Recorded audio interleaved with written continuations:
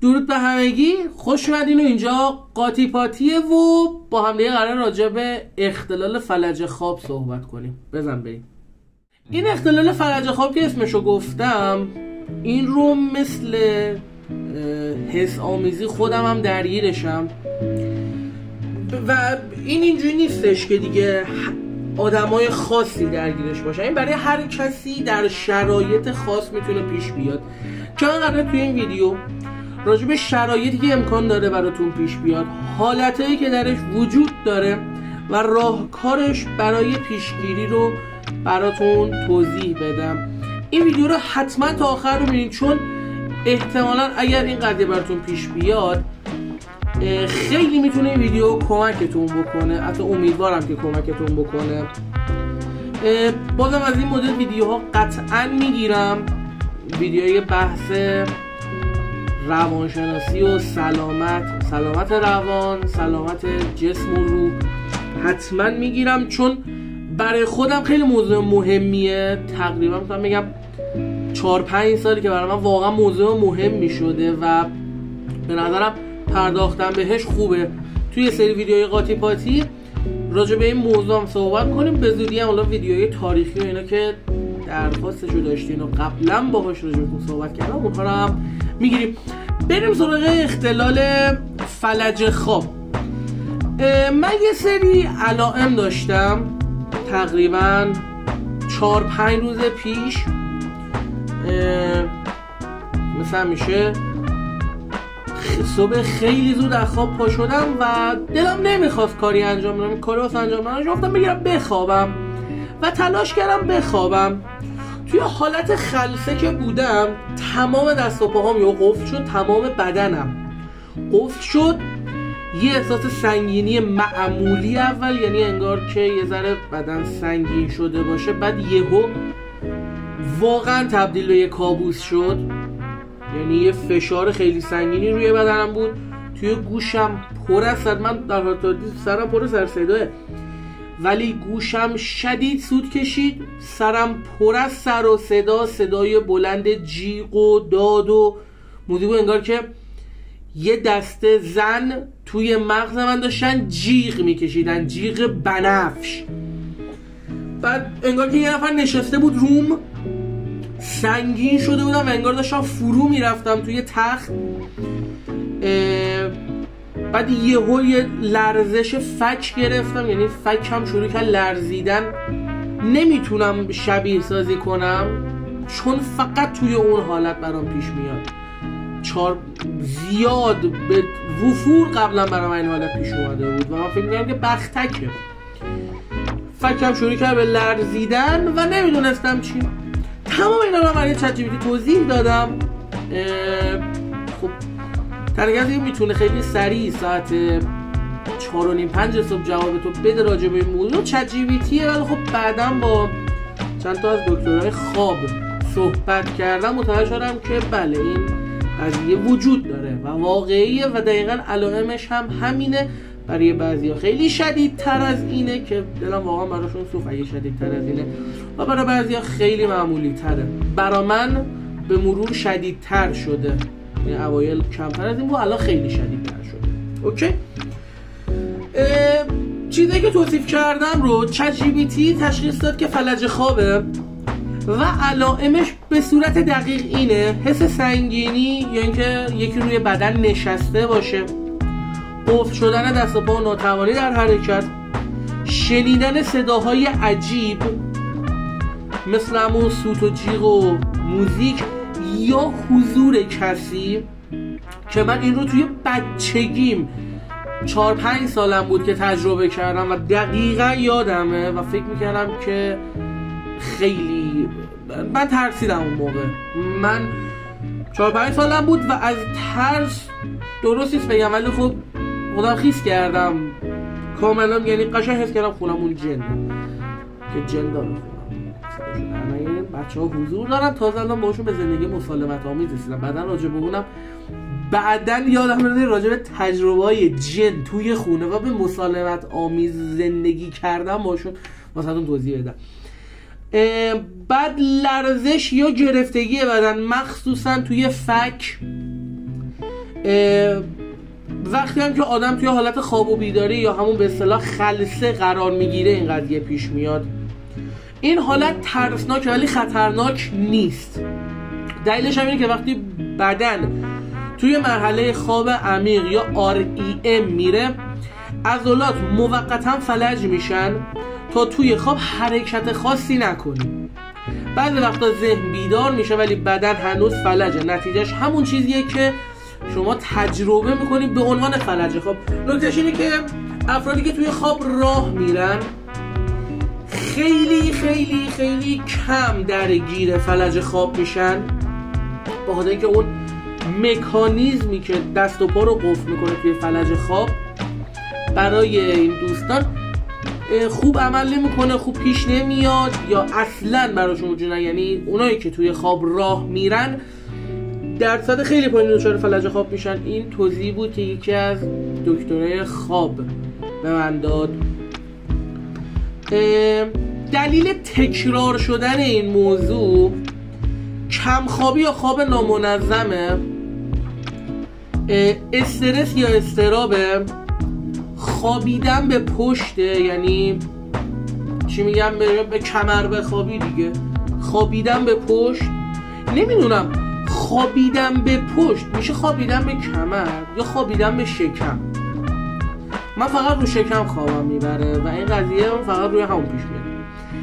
مصرف کافئین یا مواد محرک، این دلایلی که میتونه اتفاق پیش بیاد و تکرار بشه. حالا چیکار میتونیم بکنیم برای اینکه این مشکلات پیش نیاد؟ برنامه خواب منظم داشته باشیم، روی پهلو بخوابیم نه به پشت. یعنی رایج ترین چیزایی که میتونه پیشگیری بکنه ازش همینه. یعنی جدا از اینکه شما خوابتون رو درست بکنید، جدا از اینکه سعی کنید استرس رو کنترل بکنید و مصرف کافئین رو نداشته باشین قبل خواب، این کارا رو میتونید بکنید. قبل خواب مدیتیشن بکنید برای رفع استرس. اگه خیلی شدیده و واقعا زندگیتون رو مختل کرده، اون دوستایی که خیلی این حالت‌ها رو شدیدتر دارن، بهتره به یه دکتر خواب مراجعه کنن یا یه روانشناس، روانپزشک، چون گاهی با نارکولپسی یا اضطراب شدید هم همراهه. حالا تو آخر ویدیو من یه توضیح راجع به این نارکولپسی، حالا نمیدونم اسم دقیقشو چون به فارسی نوشته، من حتما یه توضیح راجع به این بهتون میدم آخر ویدیو. وقتی فلج خواب سراغ میاد، نکته اصلی که تمرکز بر روی ترس برداری و روی حرکات کوچیک بده. یعنی سعی کنی که بدنتو حرکت بدی، بخشای بدنتو حرکت بدی. مثلا روی انگشتای پا و روی انگشتای دست میتونی یه حرکت بدی. من اینکه راهایی که خودمو خلاص میکنم ازش، کشیدن نفس عمیق و تلاش برای اینکه پامو تکون بدم و موفقیت آمیزه. احساس درد داره واقعا، اینو جدی میگم. من وقتی دچار مشکل میشم، خلاص که میشم، بدن درد دارم. نمیدونم حالا این قضیه چقدر ربط داره به داستان فلج خواب، نمیدونم. حرکت زبان یا بلعیدن آب دهن، چون دهن به صورت کلی کمتر فلج میشه، میتونید که این کارا رو انجام بدین. من این آب دهنم، بلعیدن آب دهنم کار میکنم، یعنی جواب داده برای من. نفس عمیق و آروم که گفتم، توضیح دادم. یادآوری این که واقعی نیست، که یه مکانیزم بدنیه و به مغزت میگی که کمتر وحشت زده شو، به مغز تلقین میکنی که کمتر وحشت زده شو، چون این حرکت خطرناکی نیست.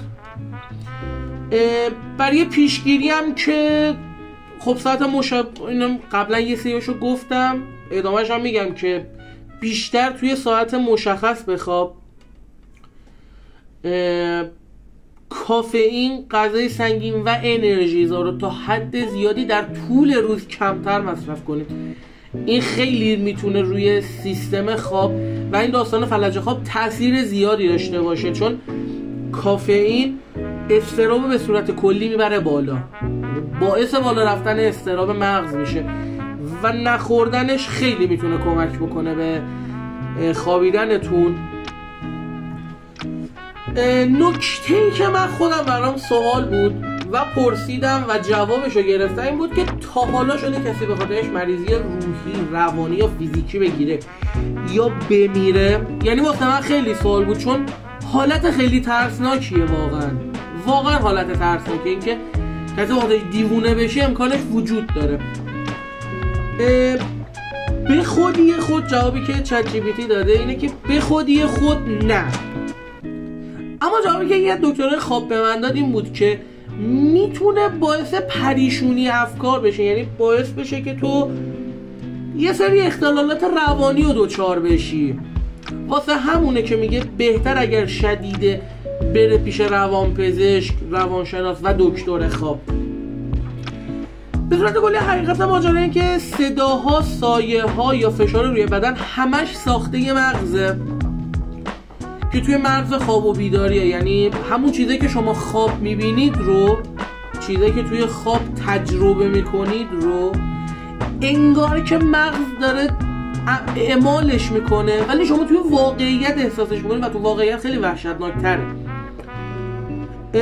بدن کاملا سالمه، فقط موقتا قفل ایمنی خواب روشنه، همون که توضیح دادم که بدن قفل میکنه تا حرکت اضافه بدن شما توی خواب نداشته باشه.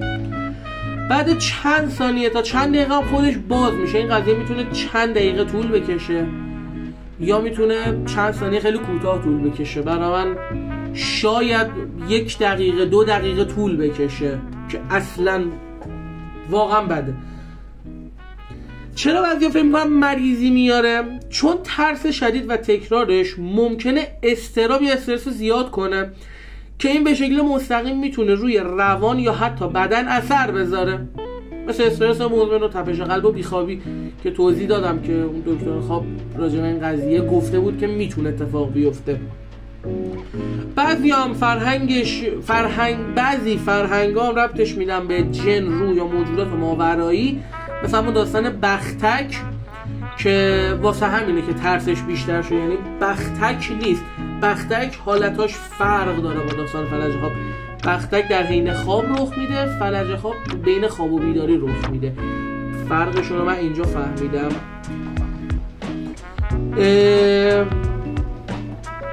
و حالا تا اینجا روی فلج خواب حرف زدیم. فلج خواب رو وقتی براتون وجود داره حتما جدی بگیرین و سعی کنید که درگیرش نشید. سعی کنید که اگر درگیرش شدید چیزشو کمتر بکنید. اون علائمی که باعث این اتفاق میفته رو جدی بگیرین، روش کار بکنید.